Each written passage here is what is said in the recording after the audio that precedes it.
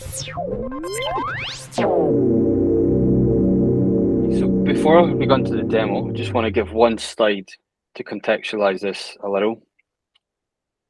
So let's think of the API catalog that emerges within a customer's landscape. So they've got all these APIs. We spend time categorizing them, making sure they're well understood, they're well described, and well documented.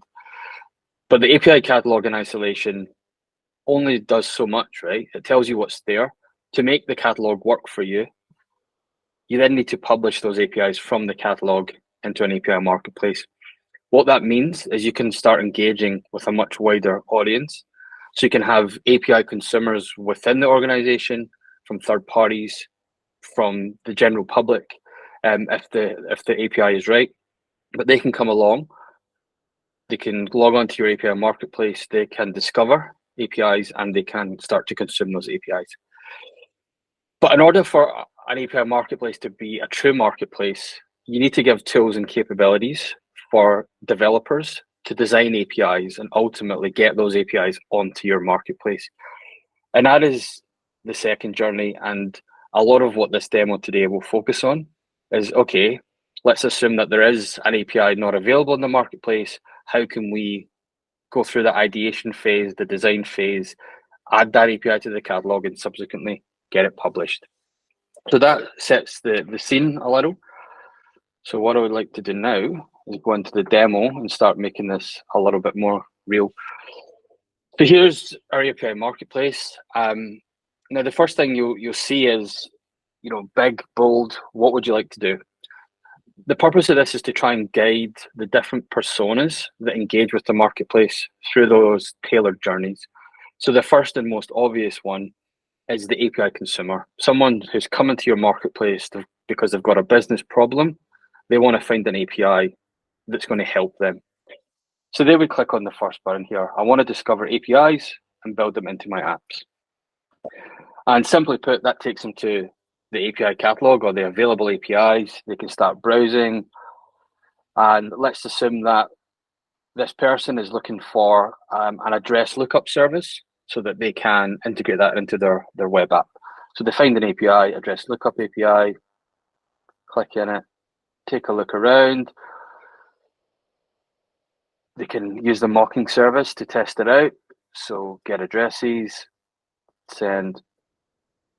There we go. So this looks like something I would benefit from. So I can then go ahead and request access. So that's the simple use case, the one that people commonly think of when it comes to an API marketplace. Go ahead, Alan. Just a quick question. What's the value of the mocking service? How does that help? Yeah, so the mocking service from a developer's point of view is absolutely essential, because what this means is, in order to fully understand an API, especially if you're technical, you really want to touch and feel it. You actually want to play around with it, see how it looks, see exactly how it behaves. Now, the slow way, the traditional way of doing that is you download the API specification, you import it into Postman, and then you start playing around with it. We bypass all that. We put it straight front and center of the API marketplace experience. So a developer can go within seconds, actually start engaging with that API. And you would have noticed it was so quick that I noticed there was a get address endpoint. I could see like some example data, and I can actually call that API, stimulate the API call, and I can see what it looks like. So it's extremely valuable, especially for that developer persona. Yeah, perfect. Thank you. Cool. So what I touched on there is the API consumer persona. But as I touched on in the intro, there's that second persona. It's those who are looking to create APIs. And what I want to now show is how we can do that from the API marketplace, meaning that the API marketplace really becomes that one-stop shop for both the consumer and the producer. So that's the second button here. I want to create a new API or add an existing one to the catalog. So if we click there, it takes us to this section in the page, and it gives this API producer some options. So firstly, they may want to catalog an existing API, So for example, they've got an API, it's already working, it's in production. They simply just want to put it onto the marketplace to publish it so that others can start to discover it and consume it. The next option is the one I'll spend most time on today, is to create a new API from scratch. So this is where the API producer has simply got an idea, they've found a problem to solve, or they've got a business requirement to fulfill. And what we're going to do is we're going to take them through that end-to-end API design journey, and it's all fully integrated into the API marketplace experience. Before I go into that, I just want to touch on a couple of other possibilities.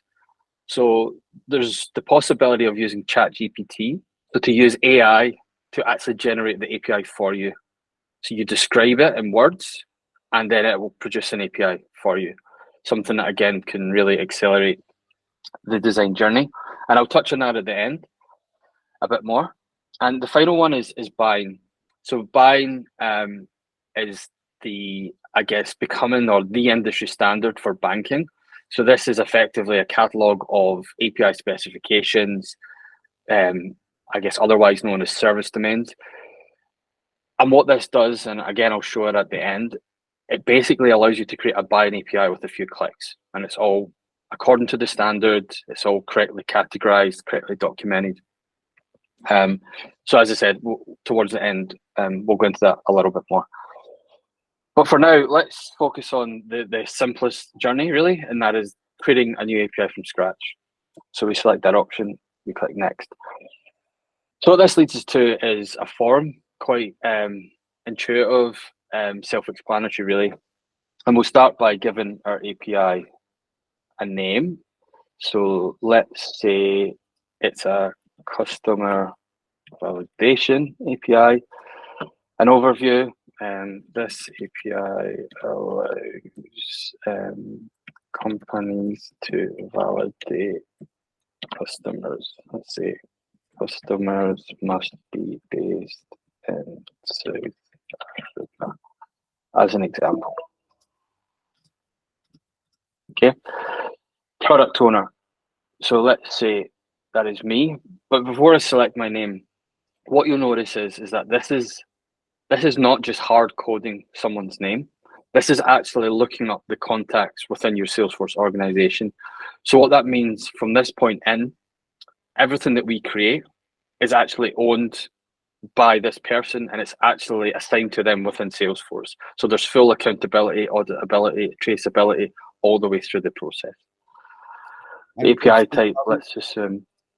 It's probably a good time to point out that this entire, API portal and community is fully backed by the Salesforce CRM platform. So all of the things like contacts and users and roles and permissions, those inherently come through into this portal, right? So that's where that power is coming from.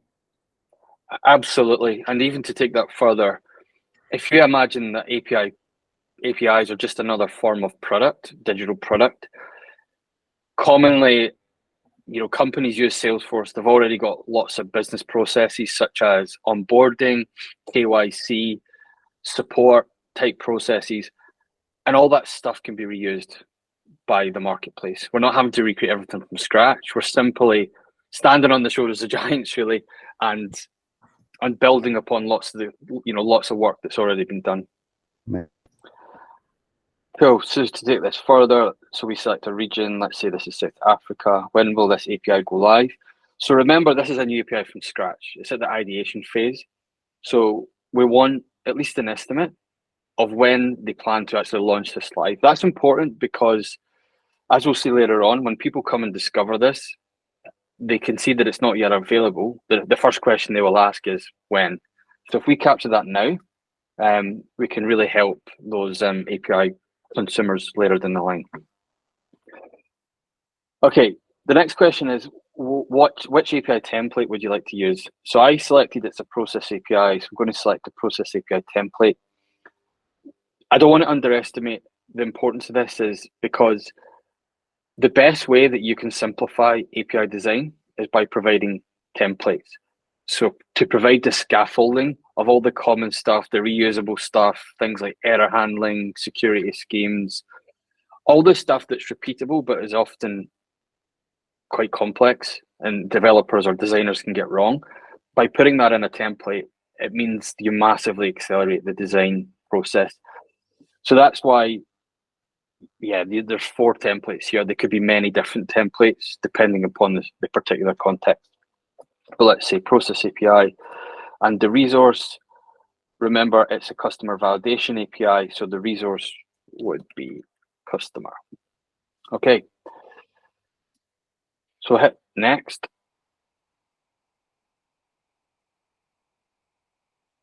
Okay. So we're now creating a new API project for customer validation and reviewing the documentation you provided with Chat GPT. It then gives 6 steps which walks the designer or developer through the end-to-end process. So the first thing it's saying is we've created you a dedicated GitHub repo and we're running a pipeline to set everything up. You can check the status here. So this will take us to GitHub. Now, the first thing I should point out is that you'll notice there's been a dedicated GitHub repo created, and that's the principle being that for every single API project, we want to have a dedicated repo so that we can independently manage the lifecycle of that API. And that's all been done dynamically. So I'll come back to this pipeline in a second. I just want to point out some of the things in code. So the obvious thing is the API. So here's your first view of the API. And again, this has been created based upon the template that you selected. But more than just a template, it's actually filled in a lot of the basics for you, such as the title, customer validation, the description, things like tags, even the resource endpoints have all been generated for you based upon your inputs earlier. And it's created fairly simple API, but the common stuff really, with a get method and also a post, and even an example data schema for you to customize. So that's there. Things like the overview document or the overview you provided is here in its own document. This is actually reviewed against Chat GPT, and we'll come on to that in just a second. So if we go back to the pipeline and click on here, so in this example, it's running in GitHub Actions. It can run in any pipeline technology. This is just the one that we used. And really what it's doing is it's launching a container, installing the dependencies in the container, like Node.js, the API catalog CLI, which is a Mulesoft command line tool. It's then sending the documentation to ChatGPT. It's asking ChatGPT to rate it out of 5 and also make suggestions on how that documentation can be improved. We'll see that in just a moment. It's then cataloging the API, effectively publishing that API into any point exchange. And it's then doing some other bits and bobs, such as basically adding the flag that we selected based on the region. But it'll all become clear when we see it in just a moment. So that's the pipeline. So if we go back here, step 1 is complete. Step 2 is once the pipeline is complete, review your API template in any point exchange and make any suggested changes to the documentation. So if I'm going to copy this link, and the user is now directed into the any point experience. The thing to note is because both your marketplace and any point share single sign-on, it's a seamless experience from going from your marketplace into the design tooling. There's no logging in or creating accounts. So we're now in any point exchange. Go ahead, Al. Just a quick question on that, and so I mean, obviously, then this will work with a company's SSO, so you can Salesforce do it all the time, so therefore we could do it with this as well, right? Absolutely. It's any SSO provider we could use. And then, so this automatically got published into the exchange here. There is some level of control over visibility. However, if we just want it visible to our team or our department or private initially, we could configure it that way if we wanted to, right? Yeah, absolutely. You could. You can see there's the share option up here. Right now, it's actually just me who's got access to it. But we could, by default, make it public, make it private, share to a particular group, whatever. Just small configuration, really. Yeah, cool. So So in Exchange, we can see our API is here, or our template at least. It's got the documentation that I added. It's linked to the Salesforce contact that was inserted at the front. Things like categories are added based upon the selections made. It's not rated yet as it's coming soon. It's a process API, the region in South Africa. The target release date is 31st of August as selected. Now, you'll see here that the documentation, very brief documentation I typed in is here. And if we go down to reviews, you can see a review is automatically been added. And this is the Chat GPT thing I mentioned. So we sent this very simple bit of documentation to Chat GPT. So it rated it 3 out of 5. And it said, clarify the geographical scope of the API, for example, which countries are supported, provide more information on how customers are validated, include examples of how the API can be used. So you can configure ChatGPT to give you lots of feedback, to completely rewrite it for you. Depends, right? This is a fairly balanced response with quite simple points, really. But let's assume that, okay, we want to change our documentation to make it slightly better. So I can do this directly in Exchange. So let's assume that I want to see how the API works. Let's just say I've got a diagram of how I want it to work, and I'll add that here. I'll just format it a little. Okay, so based upon the feedback provided, I've made some improvements to my documentation. Happy with that. So save and publish. There we go. I might want to actually look at the API template and play around with it. I can do that directly from Exchange. The mocking service is something that's consistent through the marketplace, through Exchange, through the API designer. I'm going to show you in a second. So as a developer or designer, you've got this familiar way to test APIs all the way through the design journey. So I can maybe just send that. I can see my example. Okay, so it's just a template. I'm happy how everything looks. I've improved my documentation. I'm now ready to continue in the process. So step 3, once satisfied your API looks good, you will find your API project list in the list in Design Center and can start designing. So I'm going to copy that. And I'm now going to go to Design Center in any point. And there we go. In my project list, I can see Customer Validation South Africa has been created. So this is interesting. We've gone all the way through design this API, and this is the first time we're really getting into the Mulesoft platform to actually do API design work. So much of this has been done for us already. Okay. Yeah. It's with the template's been created. It passes all the governance rules from the get-go, which we'll come on to in a second. It's already documented, categorized, available on the platform with a date in which it's released, an owner. So all those processes that companies or organizations often get wrong, often struggle with, we're taking that away to make this seamless self-service design experience. So yeah, the template, as I said a few times now, it's there. So it's got all the nuts and bolts that people often forget about, which are important, like the licensing, the contact, the tags. As I mentioned earlier, the resources are already there for you. But let's assume that because it's a template, it's got a really simple schema or data model. So let's assume that we want to change this a little for the purposes of our customer validation API. So I did a little bit of prep earlier to speed this up. So let's assume we want to change our data so it's an ID, the customer, and the status. So you're validating the customer, so you get the status of validated, for example. We then want to include examples. Examples are important. So let's assume that we want to say ID is 1, the customer is John, and the status is valid.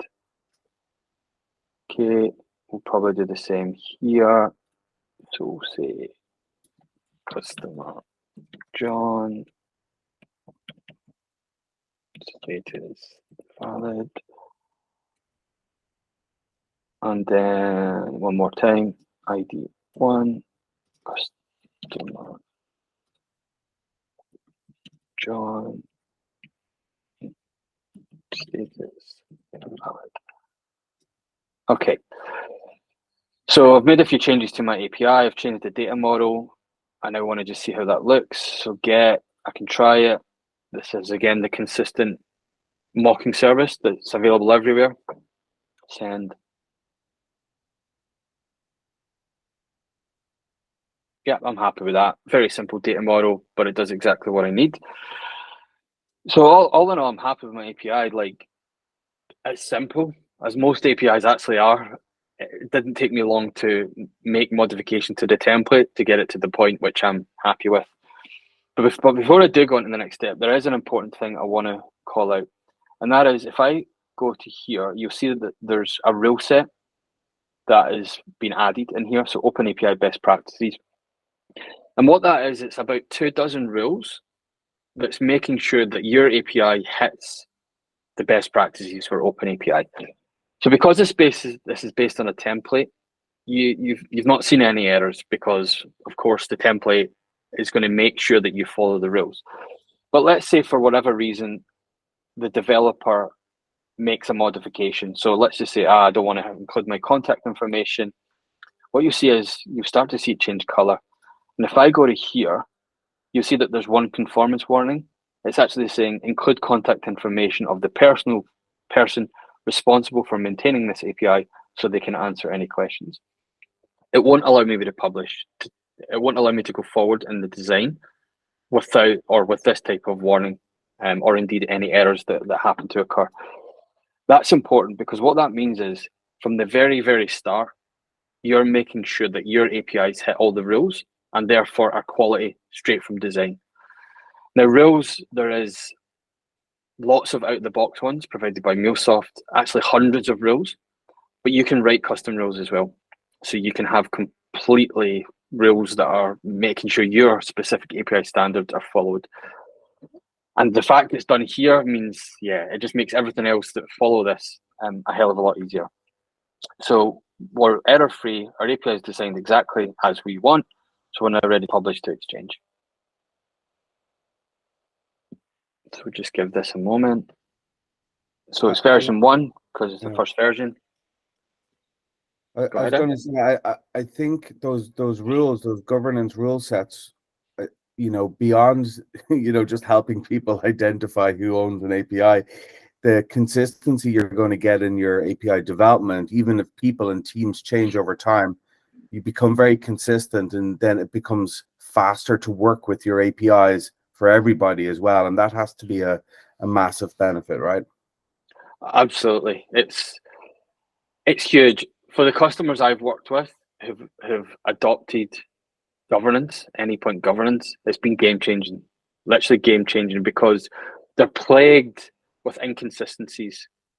And to like before tools like this or this tool, governance has been manual. You've relied on an individual or a small team to manually go through, which is quite subjective, and review every API. It just doesn't scale. When you're hitting like the thousands of APIs, even the hundreds, then it just doesn't happen. You end up losing quality. So this is, especially to scale, is absolutely game changing. Yeah. So what I just did there when we're talking is I published it to Exchange. Okay, so if we go back to Exchange, I'm just going to refresh this. We'll now see the version 1's available. It's got our documentation, it's got the updates to our API. So if we did want to test it here again, we could. It should have all the changes that we made. So we've gone through getting an API to version 1 designed in very, very short space of time. But there's one more thing I do want to show. Before I do, we'll just finish this off just so that's complete. So the other steps were step 4.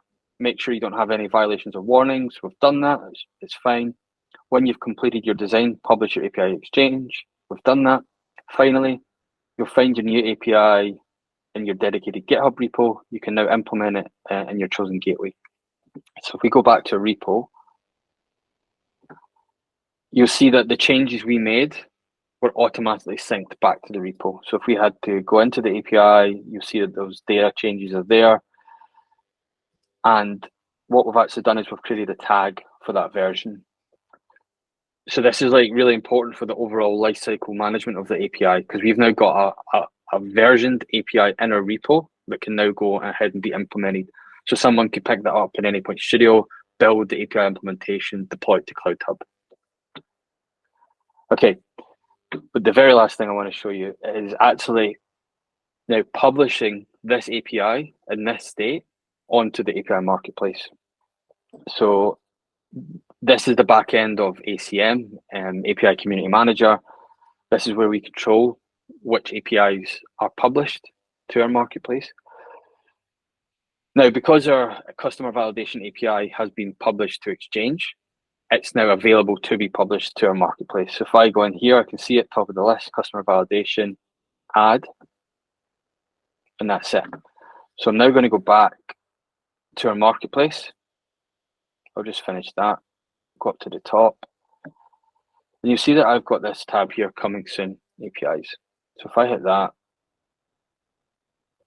there's a lot of coming soon, but if I just quickly search, you can see, here we go. Customer validation is a process API, is coming soon. I can see that it's coming on 31st of August. That's what I indicated and when I was creating the API. I can like it, I can subscribe for updates. So when a new comment is made, a new version is published, I'm notified by email and by my little notification bell in the marketplace. The documentation is there for me to read. I can download the spec if I wish to do so. And again, the mocking service is there. So even though this API was only designed a matter of hours ago, and it's now flown through the implementation phase, as an API consumer, I may have already identified a need for this API. I can go in, I can see that it's coming, I can start planning accordingly. I can even integrate it in like a mock capacity and start my development. So we're sort of shifting left. We're moving everything forward from the design type stuff, the visibility that we give, making sure that it's of quality. We're doing everything at the very start. We're automating a lot of that stuff, which means everything that flows thereafter is a lot easier. So yeah. And Gary, just to clarify then, so the difference between Exchange and the marketplace, Exchange is, because the experience looks very similar, right? So Exchange is simply the catalog and the process of getting the API out there, and then the marketplace is how you would engage with that API. Is that am I getting that right? 100%. If I take you back to this view here, Exchange is the API catalog. That's in the left. You can almost see that as your backend. That is where you make sure everything is structured, in place, managed, governed. And the marketplace is simply that engagement layer that you put on top of it. So that, because it's built on the Salesforce platform, it gives you the ability to have all those business processes tied around it, such as onboarding, consumption, support, engagement, such as commenting, all the things that you would expect as a modern day customer, a modern day developer. You just expect these very, very high-end experiences, is one way to put it. And if you wanted a marketplace for external users or for a specific business segment or internal users, you don't need to build new marketplaces every time, right? You can create multiple marketplaces experiences based off the same exchange, and have entirely different experiences for different audiences, right? So, for example, if someone externally wanted to get access to a UAT environment, they would have a different process than someone internally. Absolutely. You can have really as many as you like or would ever conceivably need marketplaces, which all connect into the same single source of truth of your APIs. And that's the important thing, right? If you had multiple marketplaces without this separate catalog, it would mean you'd have multiple catalogs to manage. That's not the case.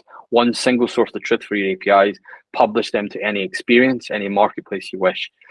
The common use case, as you alluded to, is having an externally facing one and an internally facing one. But even within those marketplaces, you can have communities. So let's take a banking example.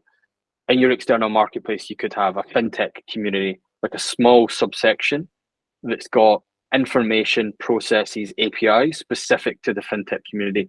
You may have one for corporates, investment types, customers or partners, agriculture, energy, whatever. And the same for internal, right? You could cut and shape your internal marketplace to be segment driven. It could be based upon products, solutions, whatever. It's really down to the individual context, but the tools capabilities are there to do that. So I did say that I wanted to go back and show some of the other flavors. I'm not going to go through the full end to end again, but perhaps just a preview of using Chat GPT to start the API design journey, and also the buying stuff. So to go back to the start, I want to create a new API or add an existing one to the catalog. But let's say we say generate an API for me using Chat GPT. So hit next. Similar to above, let's just say customer, or similar to before, I should say. Let's assume we want to create a customer validation API, but using Chat GPT. I'm not going to spend time on documentation here. Product owner, me. It's a process API, it's Africa. Let's see then. Okay. Let's say a resource is a customer validation. We want it to have a get, a post, and a put method. Hit next. So in the background, what this is doing is it's got a very specific Chat GPT query. It's taking the information the user put in on the screen and it's sending this query to Chat GPT. So you can see that Chat GPT has come back with an OpenAPI 3 API. This API provides a way to validate customer information. It's got the get because I asked for that. It's got the post because I asked for that. It's got the put method because I asked for that. It's also come up with a data model that it thinks is right. So it's, what has it got? Let's look at an example. That's probably easier. It's got valid as the first property, so true, and then message customer is valid. Again, this is just a beta, probably its most simplest form, but you can make this as complicated as you like, to the point of building the most complex APIs in an automated way. But again, the idea being is that you can take away that blank screen, that feeling you get by looking at a blank screen right at an API. It's quite terrifying, where it actually does all the kind of hard work for you and you just have to customize it. So that is the Chat GPT scenario. The last one is buying. So if I say create a buying API, click next. So the first thing it does is it asks me to select the buying service domain that I'd like to implement. You can see there's a whole big list here. So what this is doing in the background is the marketplace is integrated in with the buying portal. So all these service domains are being pulled on demand. There's no hard coding going on here. So let's just say that I wanted to do a standing order. So I wanted to implement the standing order buying service domain. Click next. So this is again integrating with the buying portal in the background. So it said, okay, for the standing order API or service domain, it belongs to the products business area and the loans and deposits business domain. So straight away, we've got these important categories and they'll automatically be added to that API to the rest of its life cycle. There's no manual management of these. It's all automated as part of the marketplace. Similar, you need a product owner, select me. Now the documentation even is pulled from there. So you don't have that blank screen thing, having to write this from scratch. It'll give you the base documentation directly from the buying portal. You then have to say the country it supports. Let's say South Africa to keep it consistent, target release date, and then the API. So this, to re-emphasize the point, is pulled on demand from the BIAN portal. Now, commonly, banking customers don't implement it as per. They'll typically make a few changes. That's fine, because as we've seen in the previous journey, we're going to take this API into Design Center to give the developer the opportunity to change and make those modifications. Something that we are looking at doing is actually, though, if there is a common set of changes between the BIAN version and the customer version, then we actually automate the changes. So it could be the data model changes, the way that the resources are defined, whatever. It's all really using automation to take away any possibility for mistakes, to save time, and to make users not have to do repeatable tasks, right? So yeah, so a lot of banks have their flavor of BIAN, and so what you're saying is we can potentially automate that particular bank's flavor of BIAN, and remove one more step. So that's really nice. Yeah, exactly that. So I won't go through the end to end. It's the same thing. It would add it to Exchange. You can improve the documentation. You can take it to Design Center, and it can then be pushed to the API Marketplace immediately if you wish to do so. It's amazing. And in theory, Gary, like BIAN is just one framework. There's others for other industries, whether it's healthcare or telecommunications. You know, assuming, like, for example, the TM Forum would make a similar service domain available via an API, we could do the same thing for that industry, or, you know, basically anyone who's exposing an API catalog in that way. Yeah, absolutely. TM Forum stuff, healthcare, HL7, fire, anything, any industry standard that, as you say, has got an API where we can retrieve that information, then it can be integrated here. Actually, the industry standard framework works very well with this, because it goes beyond just those, let's call them basic templates, and actually gives you actual API specifications that are tailored, custom to that particular use case that you simply modify. So yeah, it's a powerful prospect to do that.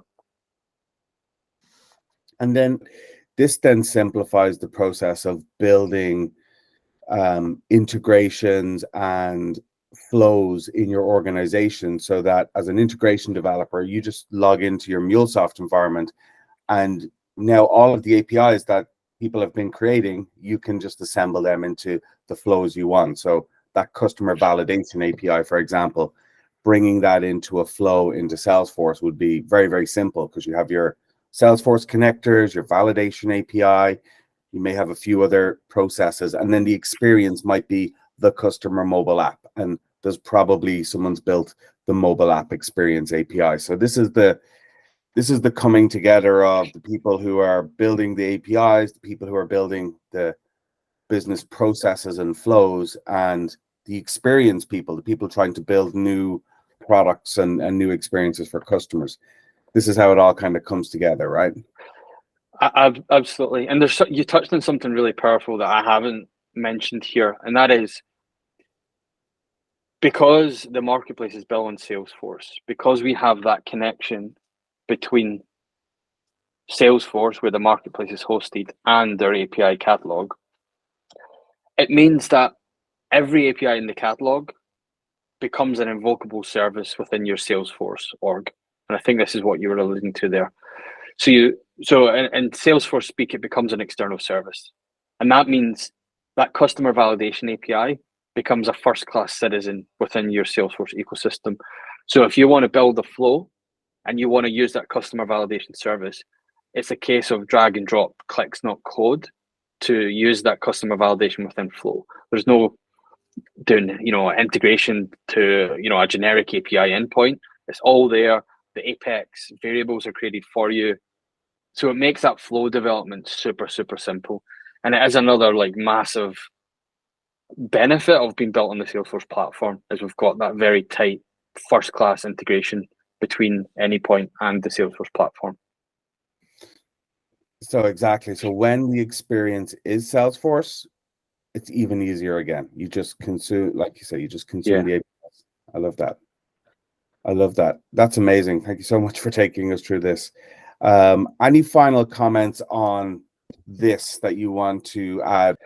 No, I think I'm happy. So this is just, I would say, the tip of the iceberg, really, on the possibilities here. You can go to town with this stuff. I think what this offers is like a framework, and it's really just showing the art of the possible at this time. When you go into a specific customer environment, they're going to have custom processes, custom data models, custom information that they want to capture, and that will flow to different places at different times. All the tools are there. You've got Salesforce Flow, you've got integration with Anypoint, integration with tools like GitHub for like source control and pipelines. With all these things so tightly integrated together, you really can do, there's not much you can't do, let's put it like that. So that would be my final point. How do you get started? Like for me, whether it's a big bank or a big telecommunications company or any organization that has this problem to solve, they probably already have 1,000 APIs that they know about. So for me, I think the starting point is catalog everything. Use Mulesoft to build a universal catalog, regardless of the gateway or whatever. But am I right in saying that? Like, how do you get started in even thinking about this approach? Yeah. I think I've got a slide here that maybe talks to it. So commonly, especially for big customers, they've got this conveyor belt effect, right? They've got these APIs, they're getting bigger, APIs are becoming everywhere. And what's happening is chaos because there's no real holistic management of those APIs. So the first thing to do is introduce a pipeline, an API catalog pipeline, and start to build your API catalog. So what that means is rather than descending into complete chaos, you're starting to build the order around your APIs. And that order is your API catalog, right? And Anypoint Exchange being the natural place to build the catalog because it is a universal API management plane. Let's put it like that. Now, the next thing to do is you'll probably start with a basic API catalog where you might say my APIs are categorized according to process, system, experience, or experience, process, system, to put it logically. But I touched on some of the things earlier, such as manual governance and how that's going to hit your ability to scale. It will give you overall lower quality, especially as you scale, which in turn reduces discoverability and makes reusability hard, right? So you want to really try and build this enhanced API catalog where you highly categorize your APIs. So the example of that diagram there is like 3 dimensions. So this API here is like a 5-star rated API for third parties, and it's an experience API. The reality is you're talking about a dozen or more categories to fully explain APIs, fully describe them, and also to make sure that they're correctly documented. To do that, though, to have all this stuff, to have high quality, you need to automate that governance. And that's where the automated governance I showed earlier really comes in, because it allows you to do this at scale without jeopardizing the quality of the APIs. And if you do all that stuff, you build this enhanced API catalog, you're going to be able to scale. Discoverability will become easier because you can easily find an API, and also reusability will become better. So once you've got your enhanced API catalog, and that's taking everything that you've got today and putting it in there and understanding where you are, you then build your marketplace on top of it. And this takes us into publishing your APIs from the catalog into the marketplace. But soon, very soon, you'll realize that you start actually have to fulfill in on the marketplace promise. And that is, it's a two-way thing, right? You need to give tools and capabilities for developers to actually contribute to the catalog because it's a marketplace. And that's what I just showed you there, right? That's fulfilling this bottom line, or how can you give the capabilities so people can design APIs in a self-service way. So for me, that's like the steps. Get your pipeline, create your catalog, make your catalog even better, the enhanced catalog, build your marketplace, and then start thinking about how you can do that complete design experience from your marketplace. So thanks a million, Gary. This is amazing. And yeah, we'll be talking lots more about this. So I appreciate it. Pleasure. Thanks, Alan.